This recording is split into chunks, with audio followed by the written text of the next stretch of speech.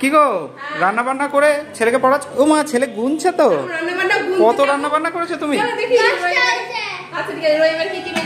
First আছে সাদা ভাত। দেখো আবার সন্ধ্যা না হয়ে যায়।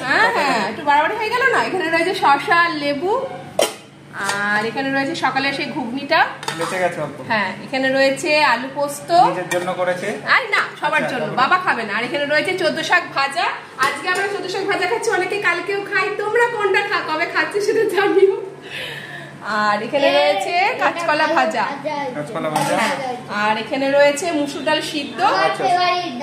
আজ সম্মারা দিইনি, সেদ্ধই রেখেছি মুসুর ডাল। আর কি আছে দেখি। আর এখানে রয়েছে বাঁচা মাছ। এই কালারটা বেশ ভালো হয়েছে। আজকে বাঁচা মাছ মানে বিয়ের পর ফার্স্ট টাইম রান্না করলাম। ফার্স্ট টাইম মানে আমি নামই শুনিনি কোনোদিন। কি দিয়ে করেছো? আলু আর পটল দিয়ে করেছি বাঁচা মাছের ঝোল।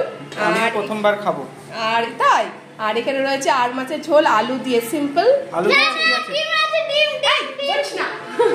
ডিমের অমলেট কে দেয় ওর মধ্যে? আমি খাবো ডিম, ও খাবে মাছ। চলো বাবা মাছের মধ্যে। এখানে রয়েছে শেষ পর্যন্ত টমেটোর চাটনি। ছেলে সব ফাঁস করে দেয়। এই তো হচ্ছে আজকের মেনু।